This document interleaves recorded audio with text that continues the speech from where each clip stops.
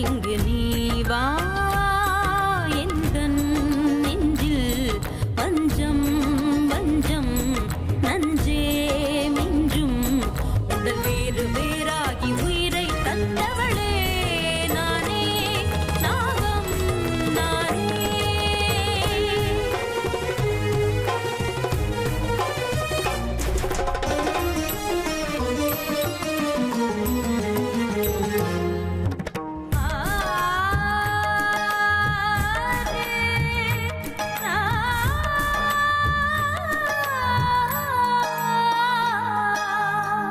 ஜென்மம் பல தாண்டி உன்னோடு வாழ வேண்டுமே, மரணம் தன்னை வென்று தினம் காதல் செய்யவா, நாகமணி தேடி என் ஜீவன் இங்கு வாடுதே, சொந்தங்களை நாடி உயிர் தேடி ஓடுதே, பூமிக்கு வந்த நிலவு பிறவீது சாபமா, கடமையை தாண்டும் உறவு மனமிளகிடுமா, எந்தன் நெஞ்சில் வஞ்சம் வஞ்சம் நஞ்சே மிஞ்சும் உடல் வேறு வேறாகி உயிரை தந்தவளே நானே நாகம் நானே தந்தவளே நானே நாகம் நானே.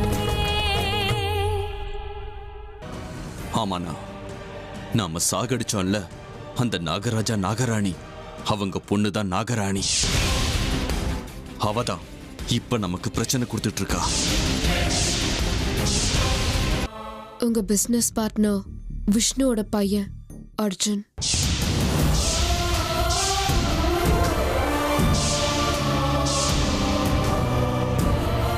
உங்ககிட்ட வேலை செஞ்சுக்கிட்டு இருந்தார்ல அந்த அர்ஜுன் தான்.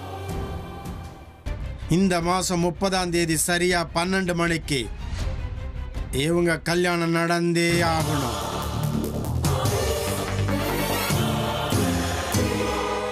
அப்படி நடக்கலன்னா இந்த பையனோட உயிருக்கு பெரிய ஆபத்து இருக்கு.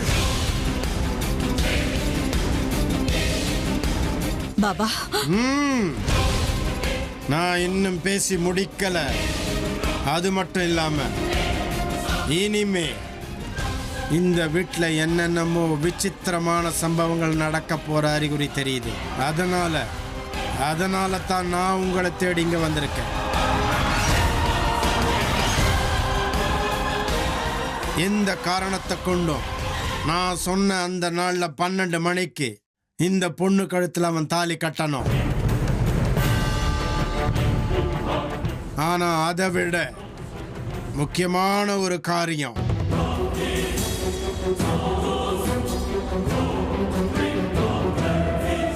சொல்லுங்க பாபா, நாங்க என்ன பண்ணணும்? ஏதாவது பரிகாரம் செய்யணும்னா சொல்லுங்க, நாங்க எல்லாத்துக்கும் தயாரா தான் இருக்கோம். சொல்லுங்க, நாங்க இப்ப என்ன பண்ணணும்? விஷ்ணு, இந்த வீட்டுக்கு மூத்த பையன் நீதானே. உன்கிட்ட நான் ரொம்ப முக்கியமான ஒரு விஷயம் பேச வேண்டியிருக்கு. வா. என்ன அன்னைக்கிட்டயா? பாபா, எதுவோ இருந்தாலும் என்கிட்டயே சொல்லுங்க. அண்ணன் எதுக்கு? பிரச்சனைக்கு பரிகாரம் வேணுமா வேண்டாமா ருத்ரா? வேணும்னா நான் சொல்ற மாதிரி நீங்க கேளுங்க. விஷ்ணு இந்த வீட்டுக்கு மூத்த பையன். இந்த கண்டம் நீங்கிறதுக்கு விசேஷமான ஒரு பூஜையை பண்ணி ஆகணும். அதுவும் விஷ்ணு மட்டும்தான் தனியா பண்ணணும்.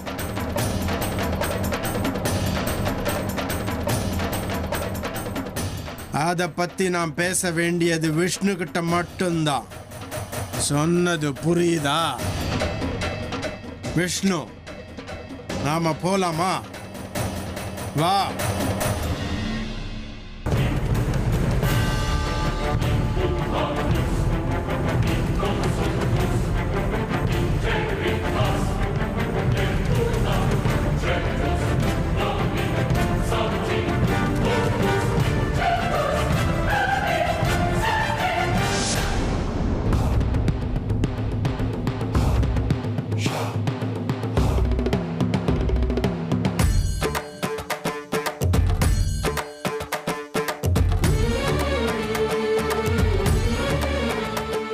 பிள்ளையார் சொல்லிய போட்டாச்சு. இப்போ ஒவ்வொரு காரியத்தையும் எப்படி செய்யணும்னு நான் முடிவு பண்ணணும். பரமேஸ்வரா, நான் உன்னதான்ப்பா நம்பி இருக்கேன். நீதான் எனக்கு ஒரு நல்ல வழியை காட்டணும்.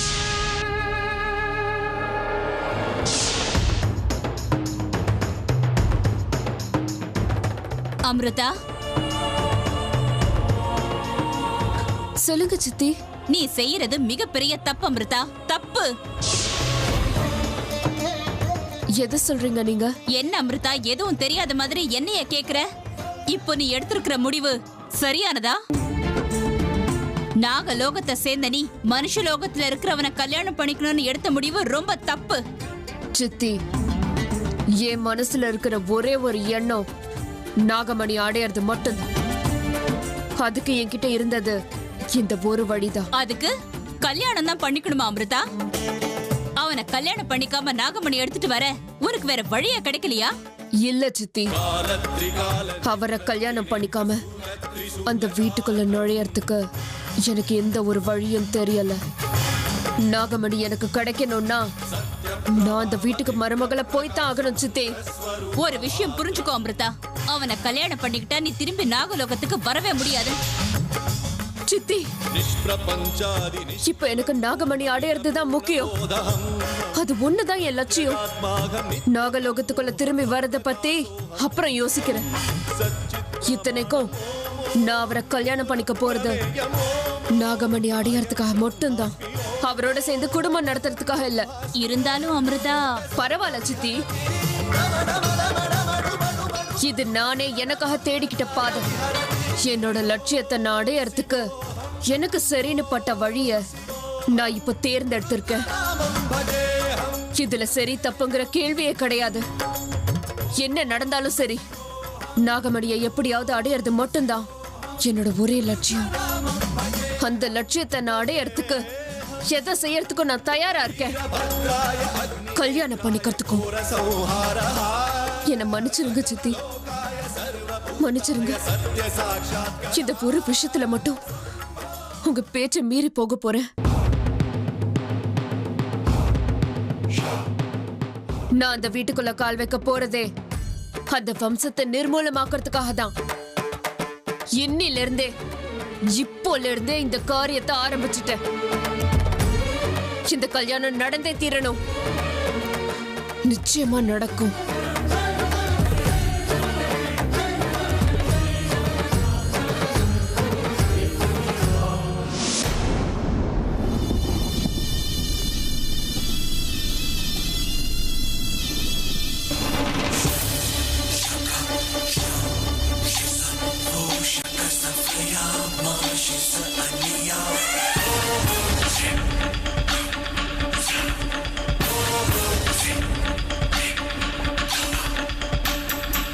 எத்தனை பெரிய சக்தி வாய்ந்த அந்த நாகமணிய யாருக்கும் தெரியாம எங்கேயோ ஒளிச்சு வச்சுட்டு ஒன்னும் தெரியாத மாதிரி நிக்கிற.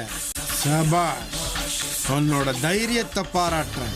ஒண்ணுமே தெரியாத மாதிரி எவ்வளவு அப்பாவியா நிக்கிற நீ. பாராட்டுற, உன்னை பாராட்டுற. பாபா,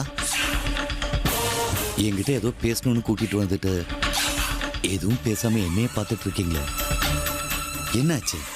இது வெறும் பார்வை கிடையாது விஷ்ணு, பூரிச்சு போய் உன்னை பார்க்கறேன். உன்கிட்ட ஏதோ விசேஷமான பிரகாசம் தென்படுது. அது உன் பக்கமா என்ன ஈர்க்குது. பாபா? ஆமா விஷ்ணு, இந்த வீட்டுக்குள்ள வரப்போற அந்த பிரச்சனைகளை நிவர்த்தி பண்ணணும்னா உன்ன மாதிரி பிரகாசமான ஆளை வச்சுதான் விசேஷமான பூஜை பண்ணணும்.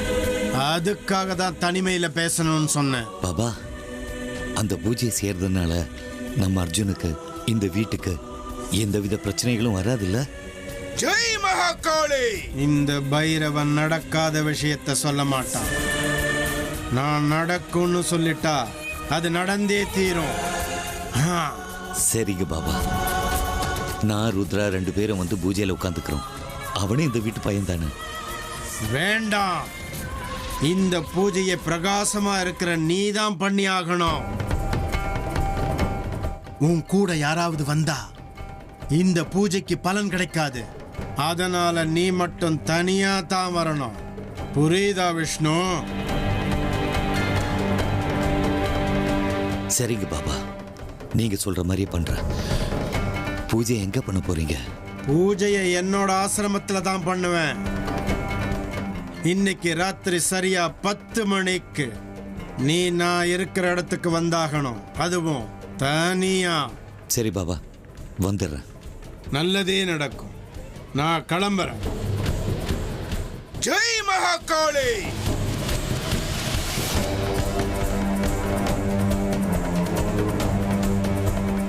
வா, நாகமணியை எப்படி உங்ககிட்ட இருந்து பறிக்கணும்னு எனக்கு நல்லாவே தெரியும். முதல்ல உன் கதையை முடிச்சிட்டு அதுக்கப்புறம் நாகமணியை உங்ககிட்ட இருந்து எப்படி எடுக்கணும்னு யோசிக்கிறேன். வா வா.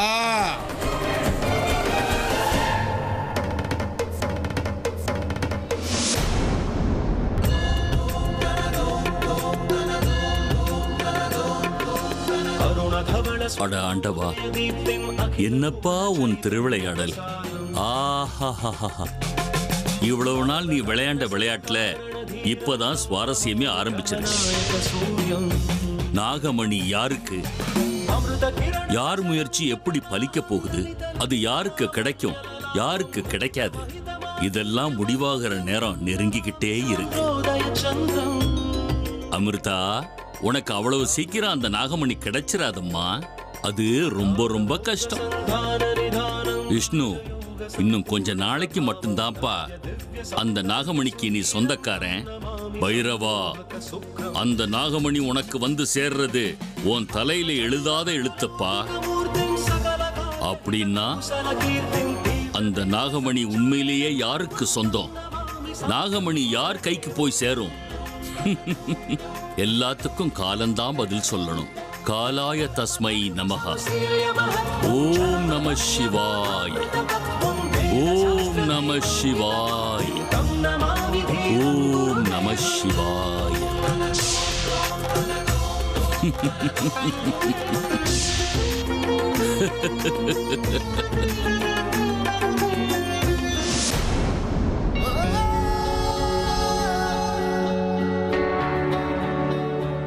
ராத்திரி நடந்ததெல்லாம் கனவா இல்ல நிஜமா? இல்ல நிஜ மாதிரியான கனவா? ஒருவேளை அது கனவா இருந்தா எனக்கு இதுக்கு அப்படி ஒரு கனவு வந்துச்சு. அமிர்தம் எனக்கு கிடைக்க மாட்டாங்கன்னு தெரிஞ்சும்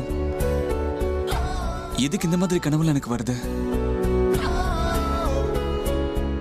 இந்த மாதிரி கனவு எனக்கு மட்டும்தான் வருதா, இல்ல அமிர்தாவுக்கும் வந்திருக்குமா? எல்லாம் ஒரே கன்ஃபியூஷனா இருக்கு. மொத்தத்துல ஸ்வீட் கன்ஃபியூஷன்.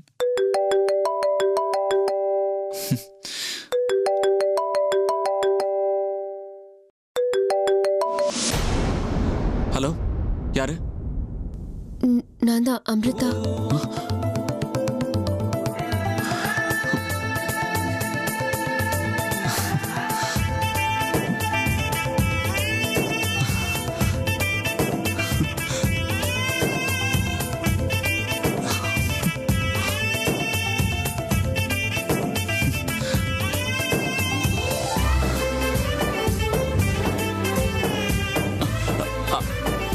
அமிர்தா, நீங்களா? இதுக்கு தான் சொல்றேன், நினைச்சுக்கிட்டா உடனே நடந்துரும்னு. இவ்வளவு நேரம் நான் உங்களை பத்தி தான் நினைச்சுக்கிட்டு இருந்தேன். இதுதான் இங்கிலீஷ்ல டெலிபதின்னு சொல்லுவாங்க. அதான் சினிமால கூட சொல்லுவாங்களே, அதாங்க பூர்வ ஜென்ம பந்தம். ஏதோ ஒன்று விடுங்க. என்னங்க விசேஷம்? முதல்ல என்னடானா நீங்களே வீட்டு வரைக்கும் வந்துட்டு திரும்பி போயிட்டீங்க. ராத்திரி கூப்பிடாமலே என் கனவுல வந்தீங்க. இப்ப என்னடானா நீங்களா எனக்கு போன் பண்ணிருக்கீங்க. இதெல்லாம் நிஜம்தானா அமிர்தா? நிஜம்தான். அப்படின்னா ஏதாவது பேசுங்க. என்ன பேசுறது? ஏங்க, போன் பண்ணது நீங்க தானே, என்ன கேட்டா எப்படிங்க? உங்க ஸ்வீட் வாய்ஸ்ல நீங்க என்ன பேசினாலும் சூப்பர் தாங்க. ஏதாவது பேசுங்க. எங்க அமிர்தா, நீங்க எனக்கு ஃபோன் பண்ணதை இன்னும் என்னால நம்பவே முடியலங்க. அது சரி, இத்தனை நாளா என்ன பார்த்தாலே பாம்பு மாதிரி சீர்கிட்டே இருந்தீங்க. இப்ப என்ன நீங்களே எனக்கு ஃபோன் பண்ணி பேசுறீங்க? காலம் எப்பவும் ஒரே மாதிரி இருக்காது. காலத்துக்கு ஏத்த மாதிரி நாமளும் மாறிக்கிட்டே இருக்கணும். என்னங்க நீங்க விடுகதை போட்டு பேசிக்கிட்டு இருக்கீங்க? புரியுற மாதிரி கொஞ்சம் தெளிவா சொல்லுங்களேன். இந்த மடையனுக்கு அப்பதான் புரியும். நாம எதையாவது தொலைச்சதுக்கு அப்புறம் தானே அர்ஜுன் அதோட மதிப்பே நமக்கு தெரிய வரும். இப்போ எதோட மதிப்பு உங்களுக்கு புரிஞ்சுது? நீங்க எதை தொலைச்சிங்க? உங்களதான்.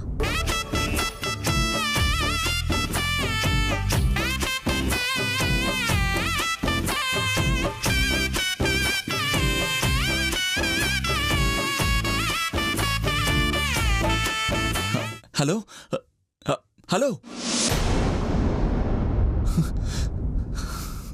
என்ன அர்ஜுன், காலையிலேயே யார்கிட்டயோ சுவாரஸ்யமா பேசுற போல? இல்லையே, நான் யார்கிட்டயும் போன்ல பேசலையே. இல்லையே, உன் குரல் கேட்டுச்சு. உனக்கு நீயே பேசிட்டு இருந்தியா? போன் ரிங் ஆன சத்தம் கூட கேட்டுச்சு. சரியான டிடெக்டிவ் கிட்ட மாட்டிக்கிட்டேன் போல இருக்கே. கடவுளே. அதா ஏதோ ராங் நம்பர். அதற்கிட்ட விடு. நான் போய் ஃப்ரெஷ் ஆயிட்டு வரேன்.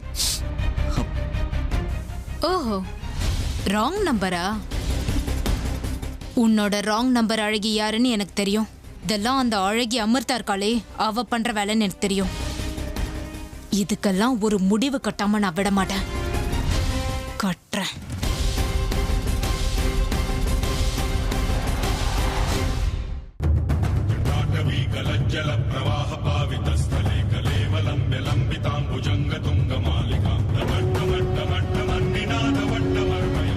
ஜெய் மகாகாளி.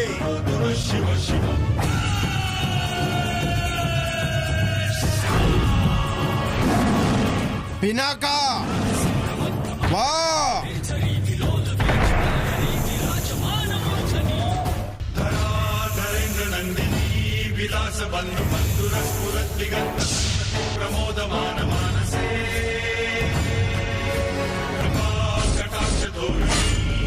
சொல்லுங்க பாபா, நான் உங்களுக்கு என்ன செய்யணும்? பினாகா, முதல்ல அந்த நாகராணி கூட சண்டை போட்டு நீ தோத்துட்டு வந்த.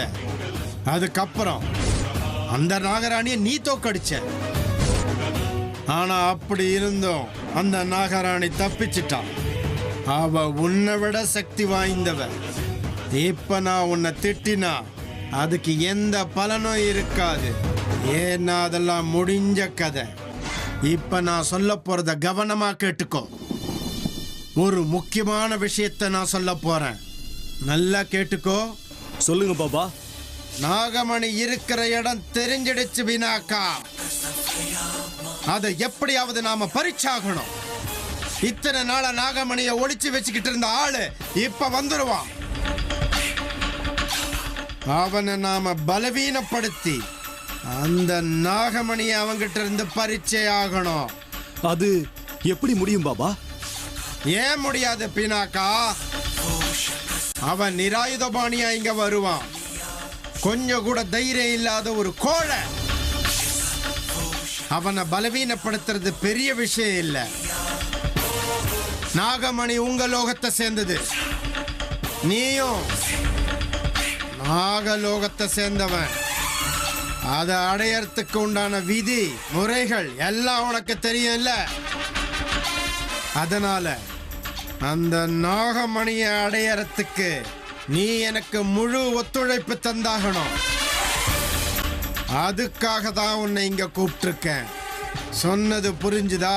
சரிங்க பாபா, என்னால முடிஞ்ச ஒத்துழைப்பை நான் உங்களுக்கு நிச்சயமா கொடுப்பேன். விஷ்ணு வரியா? வா வா.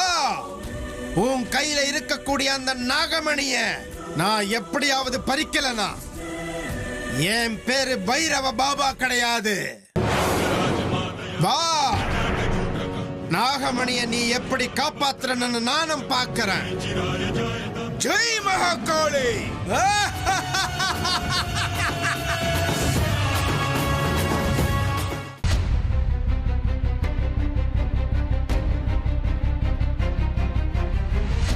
பாபா சொன்ன பூஜைக்கான நேரம் நெருங்கிடுச்சு.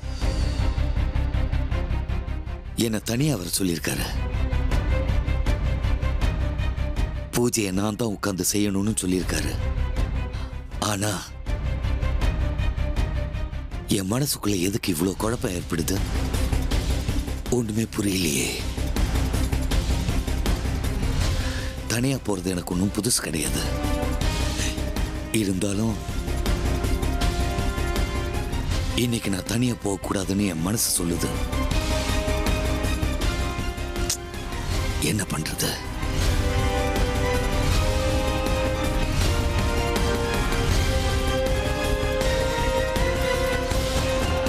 ஐடியா. என் நாகமணியை என் கையில கொண்டு போறதுதான் நல்லது. அதுதான் எனக்கு பாதுகாப்பு கவசம்.